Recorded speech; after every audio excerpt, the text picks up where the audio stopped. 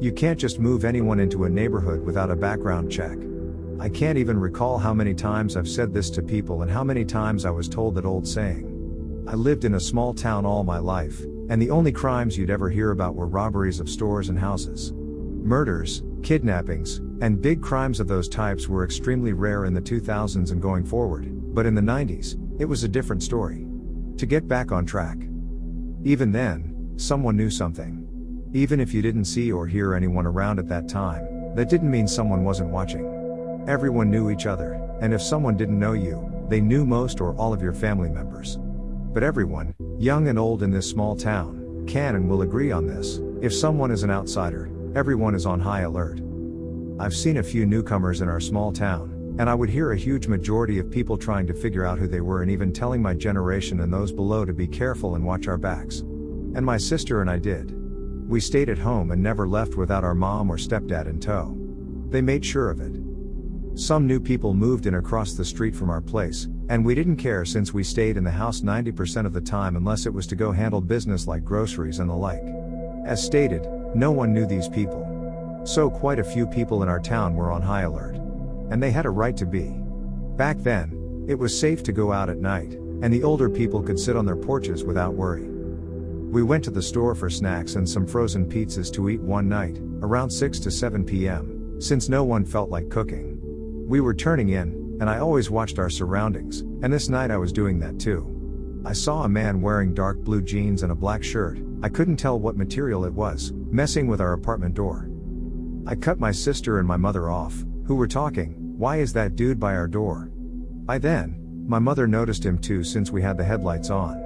No outside lights of anyone's apartment were on, except for the building across the street, and even then, only the first floor first apartment on the left if you're facing the building outside light was on. And there was a man leaning against the wall close to the breezeway, watching. "Let's go ahead and get out while that man is right there," my mom said, grabbing her weapon as she told me and my sister to stay close to her. It was then the guy started walking towards the middle of the road, looking anxious as he shoved his hands into his pants pocket. I tried to look at his face, but he kept it turned away from us, looking around the apartment complex as if he was looking for someone. We got to Complex C Breezeway, and that's when I saw the guy who was at our door hurrying from around the building to head back across the street. I didn't say anything until we got into the house. Turns out the guy watching was on lookout, and upon noticing our car returning, he tried to warn his friend who was at our door.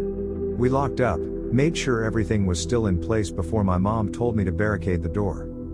We've been doing that for some time, and I'll admit I had some nights where I didn't because I was super tired or sore from gym class working out with weights and such. That night I did it immediately. And the next following days, nothing happened. A week or so passed before the big thing occurred. Up until that night, I barricaded the door without question. I worked out, so I was sore all over. My mom was firm in making me barricade the door, my sister nor she wanted to do it. And my stepdad was at work, so it was up to me. I admit I lazed around till around 9:30 to 10 p.m. before doing it and headed to sleep. The next morning, we did our normal routine and left to drop me off at school. My mom was locking the door. At least tried to. "What the hell?" I heard her say, making me turn around to see her struggling with the lock that was completely loose.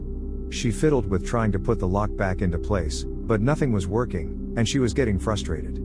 It was clear someone took our doorknob off, or at least tried to before giving up and trying to fix it to make it seem like nothing was wrong. She tried to fix it, gave up, and despite me telling her not to take me to school, she took me anyway. We were all worried and anxious. I mean, our doorknob was loose, and anyone could walk in. But it was fixed to seem like nothing was actually wrong. My mom picked up my stepdad from work, told him what was going on, and the maintenance man came to fix the door. Later that day, everyone's door was changed with new locks and even deadbolts. No one was happy, but the manager didn't care. On top of that, the gossipers were talking about a resident in Complex who had abruptly moved. We didn't find out until some days later when someone reported that the woman had 2 guys living with her who were known criminals and not on her lease due to past arrests for break-ins. No one knew where she and the guys went, they just truly up and left. Over dinner, while my sister washed dishes, my stepdad was talking about everything to a close friend who worked on the police force. After the call, he and mom talked, and he said, "What if those guys were the ones trying to break in, and that's why the lock was broken?" We all stayed silent, me looking at my mom, who looked from me to my dad as we silently let the pieces fall into place. I felt dread in my bones. If I never forced myself to barricade the door that night and just went straight to bed, where would my sister, my mom, and I be now? My cousin and I have always been close and since a young age have gotten along well. I was 9 and my cousin was 8. I stayed at his house for a sleepover one night and as usual, we played Black Ops 3 in his living room and then a little bit of Overwatch. We did this all day until around midnight or 1 a.m. We were having fun talking about the game when suddenly we froze. Despite the house being silent due to everyone being asleep, we heard it. Someone from outside shouted our names. We both have very different names, so we were sure it was not a mishearing. My cousin eventually ran upstairs to check if we were called, but everyone was asleep. Someone had shouted our names. My cousin woke his sister up to check, but there was nothing wrong and no one outside. To this day, we still talk about it, and every time it's just us in the living room at night, I get a chill running through me. We both vividly remember our names being called because it sounded as if it was shouted from far away. I had forgotten about the event until one day someone mentioned paranormal YouTube videos and said she wanted something like that to happen to her. It triggered the feeling. We were at a caravan park facing the sea, but as I got the feeling, I could not move. I had to lay on the floor and do nothing. I played it off to her and said it was comfortable to lay there, but my heart was beating rapidly.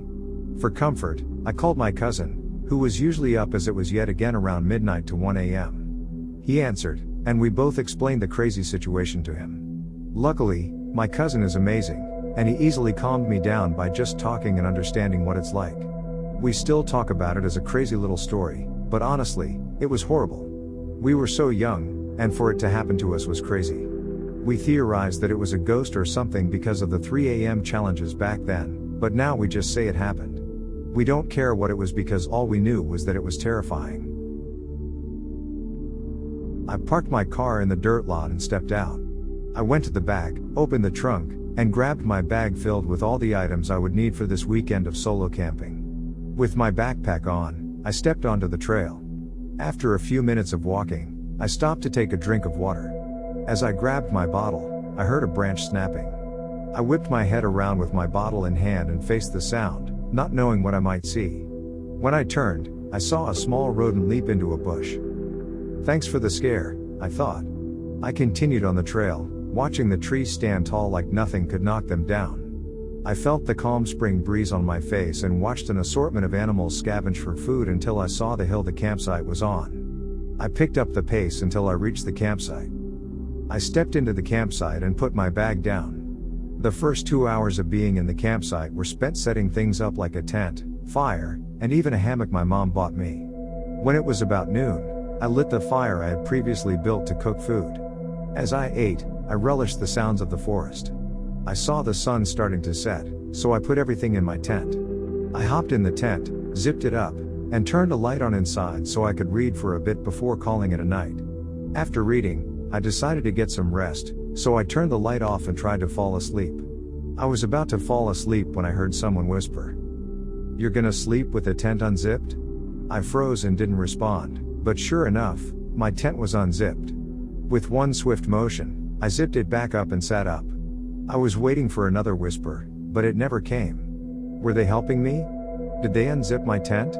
I had a million thoughts in my head, but I just wanted to forget it, so I put my head down again and closed my eyes. It wasn't even 5 minutes when I heard footsteps circling my tent over and over. They suddenly stopped and began pressing on the tent. My whole body felt so heavy it was almost hard to breathe, but I took a breath and then screamed, "Get the hell away!" Immediately, they stopped pressing on my tent, but then began laughing maniacally and slowly started unzipping my tent while still laughing. My fight or flight instincts kicked in, and only one option presented itself. If I wanted to survive, I had to fight my way out. I got in the most fight-ready position I could get in, but it was hard in a 3-foot-tall tent. As the tent flap fell, I remember a long-limbed, shriveled man laughing at me with a grin that stretched to his ears. I threw a punch with my right hand, and when I saw he fell from the strike, I jumped out of the tent and ran to my car, leaving my stuff. But as I ran, I realized that another thing was chasing me. 2 things were now hot on my tail, and my adrenaline spiked as I heard one of them scream, "Matthew." It was the voice that had whispered earlier, but instead of a calm, eerie voice, It was a raspy screech. At that point, I made it to my car, hopped in, and peeled out of there.